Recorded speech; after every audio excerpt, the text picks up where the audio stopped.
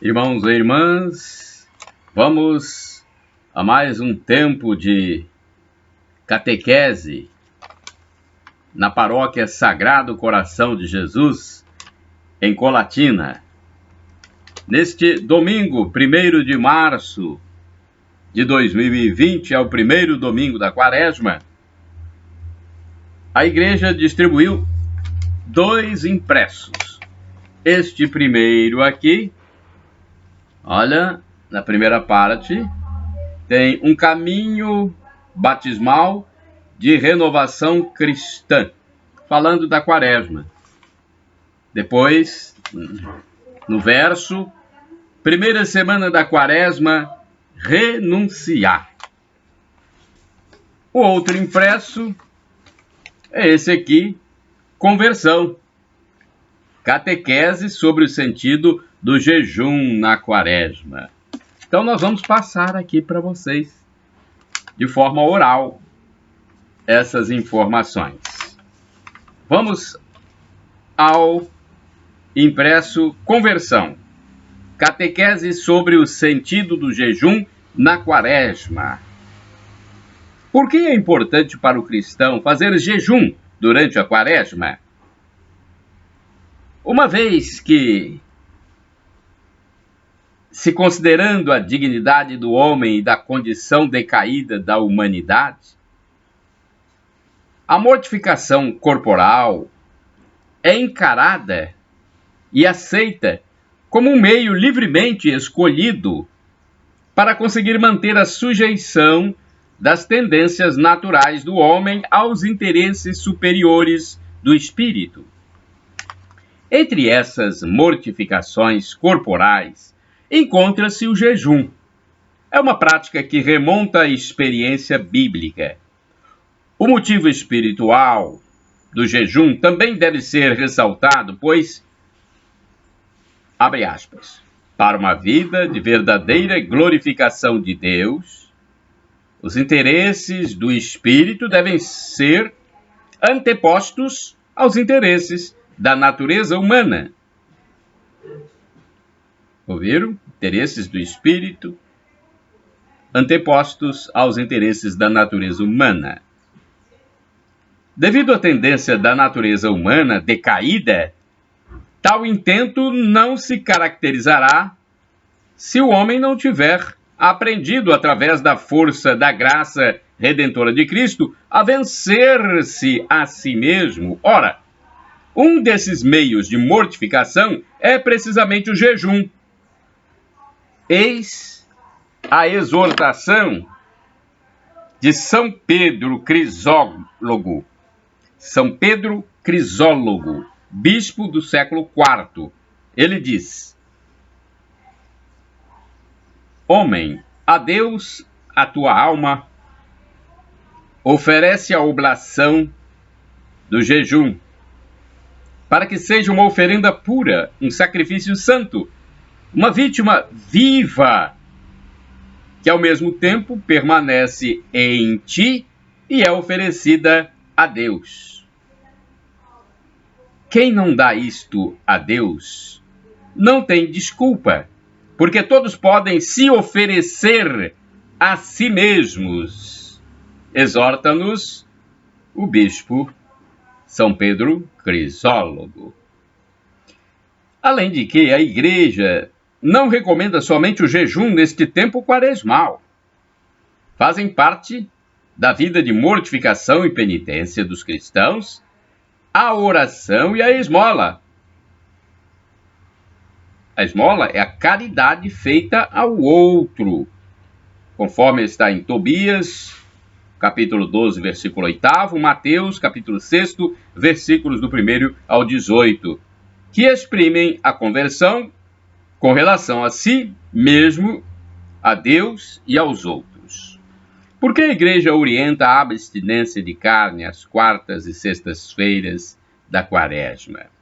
Os mandamentos da Igreja situam-se na mesma linha de uma vida moral ligada à vida litúrgica e que dela se alimenta. O quarto mandamento que a Igreja dispõe aos seus filhos que peregrinam na fé é o de jejuar e abster-se de carne.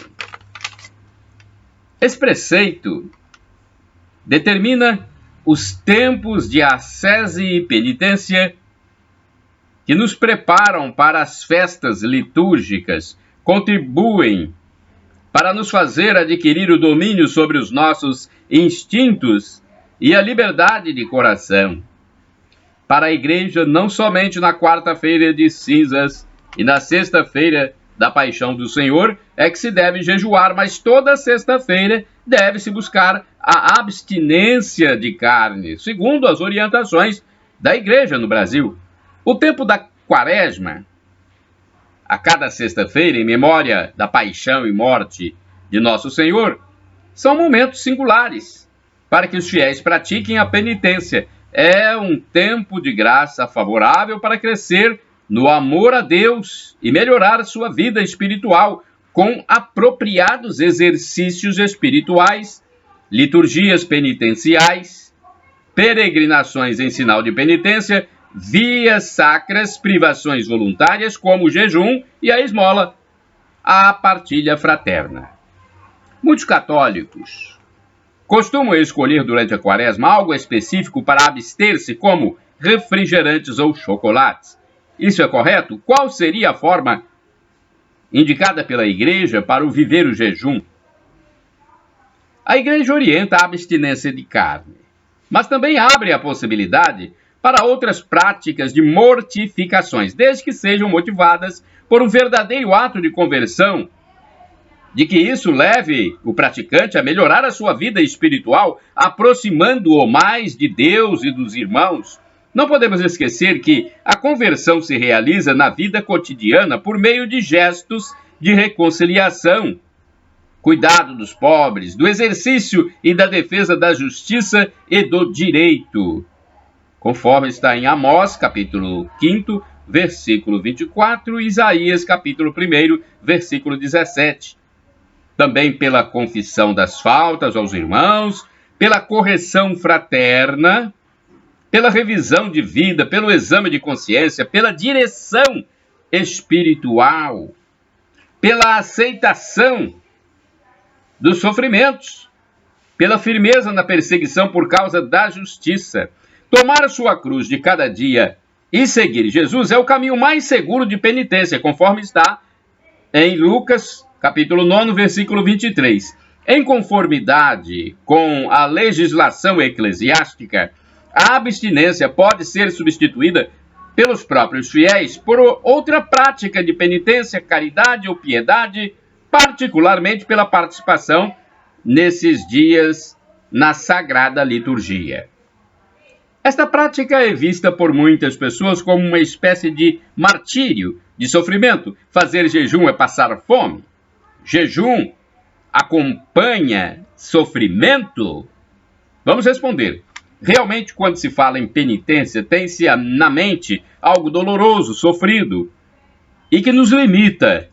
A penitência tem o seu caráter martirial, pois a palavra martírio significa testemunho. Logo, o penitente é alguém que testemunha na sua vida, no seu corpo, com seus gestos, a ação salvadora de Cristo, imitando-o em sua humilhação pela remissão dos pecados da humanidade inteira.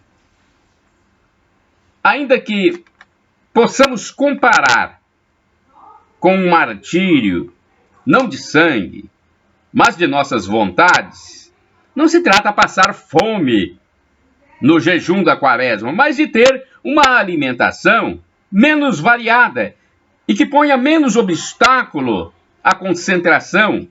Esse jejum também tem uma função simbólica, fazendo nitidamente da Quaresma uma preparação para a Páscoa.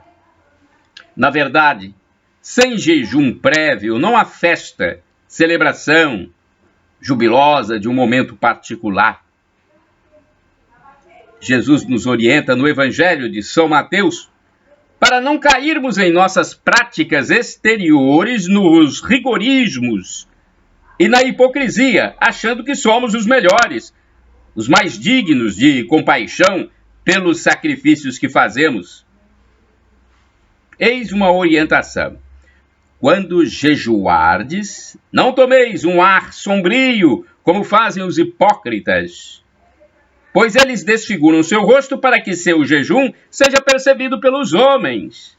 Em verdade vos digo, já receberam sua recompensa. Tu, porém, quando jejuares, unge tua cabeça e lava o teu rosto, para que os homens não percebam que estás jejuando, mas apenas teu Pai,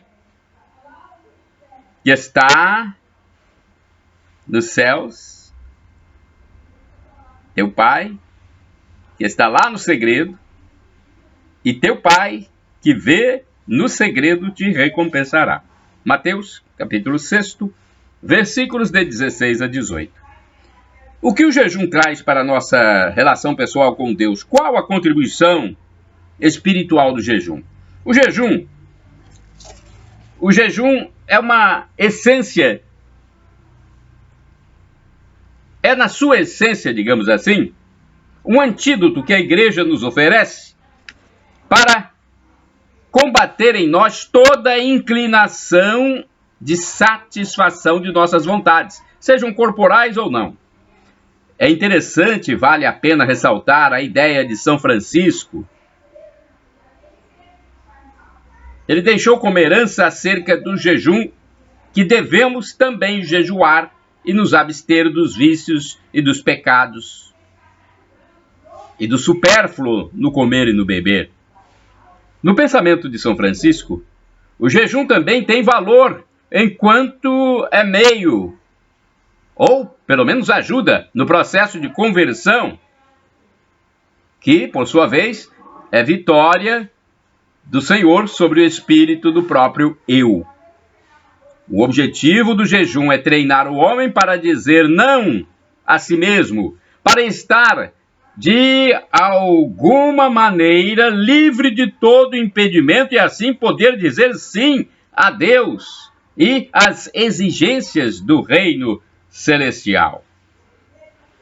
E jamais poderíamos deixar de salientar o dinamismo da conversão provocada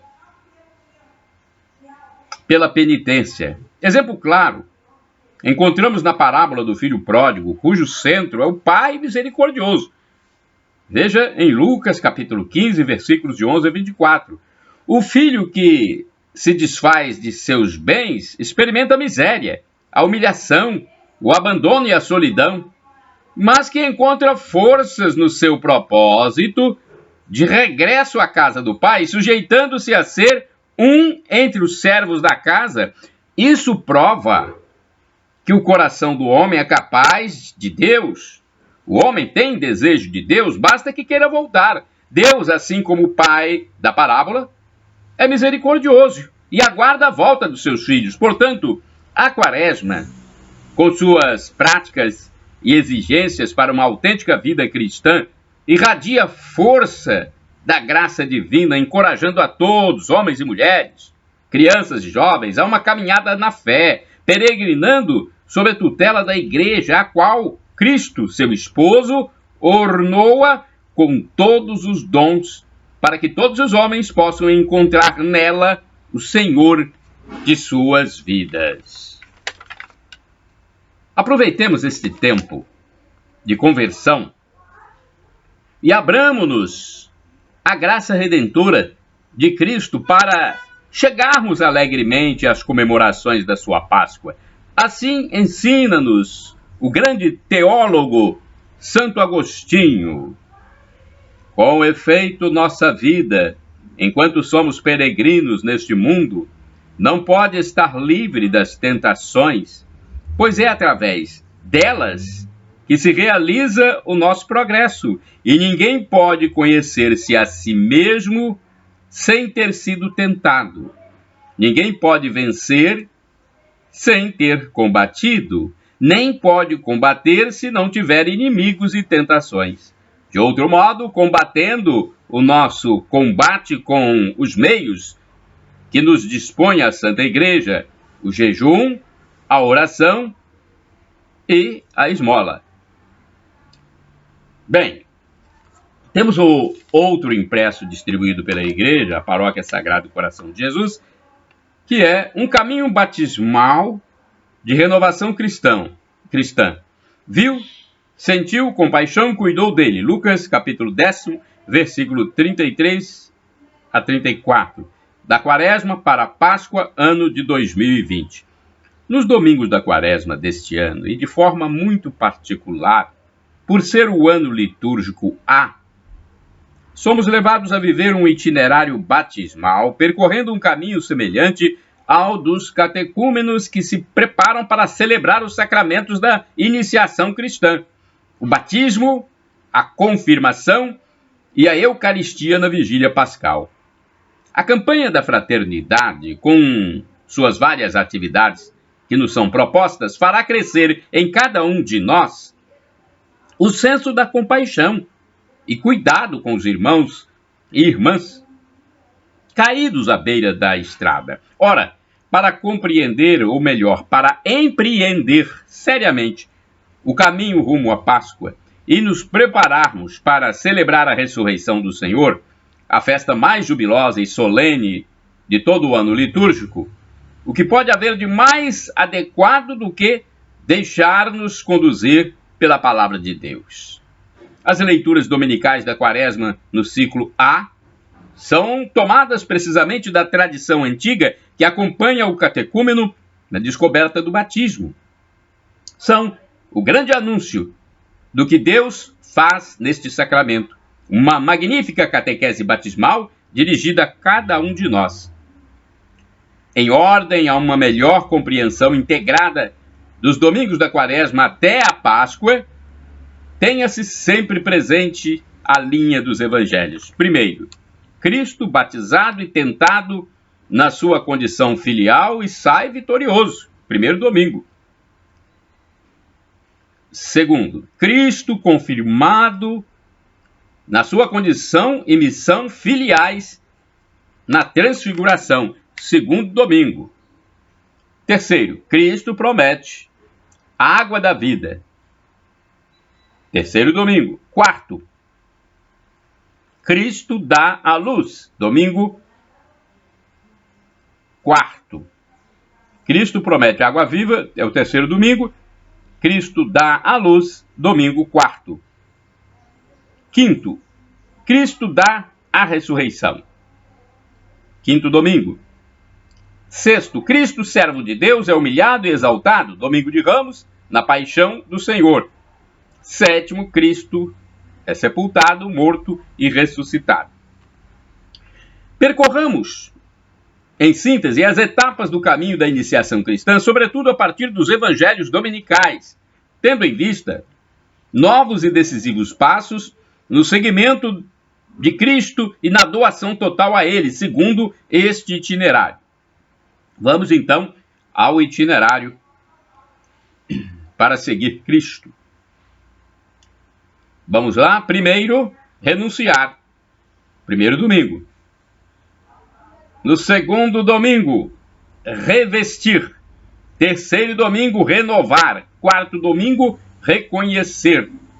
Quinto domingo, reviver. Domingo de Ramos, reinar.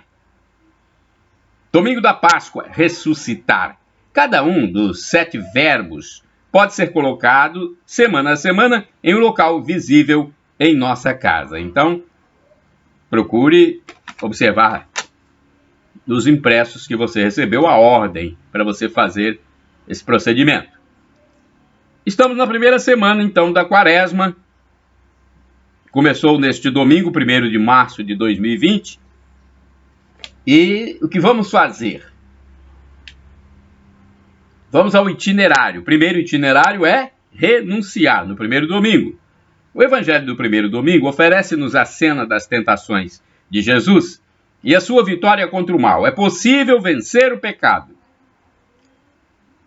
É contínua para todos nós a necessidade de renúncia ao pecado e aos falsos deuses.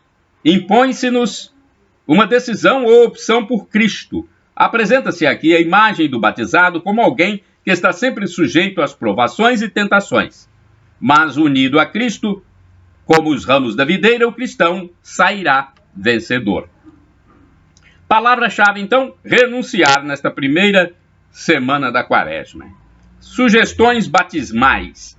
Tem lugar para os catecúmenos o rito da eleição e inscrição do nome. O Evangelho sugere-nos a valorização da renúncia em perspectiva batismal. Para os batizados, importa atualizar, em linguagem nova, as fórmulas da renúncia ao homem velho. Nesta semana, recordamos isto. Vivo o meu batismo nas escolhas concretas da minha vida. Cada vez que renuncio a uma vida pagã e realizo uma opção segundo Jesus Cristo, quer nas grandes escolhas da vida, quer nas pequenas decisões do dia a dia, faço-o na força ativa do meu batismo. Sugestões práticas. Em família, pode-se elaborar um pequeno programa quaresmal, escolhendo a dose certa para tomar os remédios do pecado. Os remédios do pecado. A saber, o jejum, a oração, o amor fraterno, conforme oração coleta do terceiro domingo da Quaresma. Concretizar. Jejum e abstinência. De que coisas? Oração. Em que tempos e modos? Amor fraterno. A partilha de quê? De quando e com quem? Então, esses são os impressos divulgados pela paróquia Sagrado Coração de Jesus para você, meu amigo, você, minha amiga, que pertence a Cristo. Este vídeo pode ser divulgado livremente. Você acessa no canal no YouTube Paulo Roberto Maciel, no blog repórterpaulomaciel.blogspot.com e no facebook.com/Paulo Maciel da rádio. Shalom Adonai, uma expressão hebraica que significa a paz de nosso Senhor. El Shaddai. El Shaddai é um termo também hebraico. Traduzindo, quer dizer Deus onipotente. Acredite, Ele proverá, Ele providenciará no tempo dele. Não no nosso tempo. No Kairos, tempo dele, de Deus. E temos mais uma frase do apóstolo São Paulo, que é Maranatá, com acento na última sílaba, como gostam de dizer os católicos, os padres da igreja. Maranatá significa vem Senhor, a segunda vinda de Cristo Jesus, quando ele irá nos levar para a vida eterna. Agora, só iremos para a vida eterna se nos arrependermos dos nossos pecados, pedirmos perdão e acreditarmos que Jesus é Deus, no mistério da Santíssima Trindade, Pai, Filho e Espírito Santo. Então, na vinda de Jesus, na próxima vinda, nós seremos julgados, vivos e mortos. Os mortos serão ressuscitados para esse julgamento. E queremos ser absolvidos para entrar na vida eterna, onde tudo será felicidade plena. Viveremos como anjos, junto com Maria Santíssima, São José, São Paulo, Apóstolo, São Pedro, São João, São Bartolomeu, São Jerônimo, Santa Teresinha, Santa Dulce dos Pobres, Santa Madre Teresa de Calcutá. Todos juntos viveremos para sempre. Tá bom? Maranatá, vem Senhor, vinde Senhor Jesus. E o sofrimento de agora nem se compara, então, com essa glória futura que será revelada em nós, no mundo novo, no paraíso eterno. Shalom!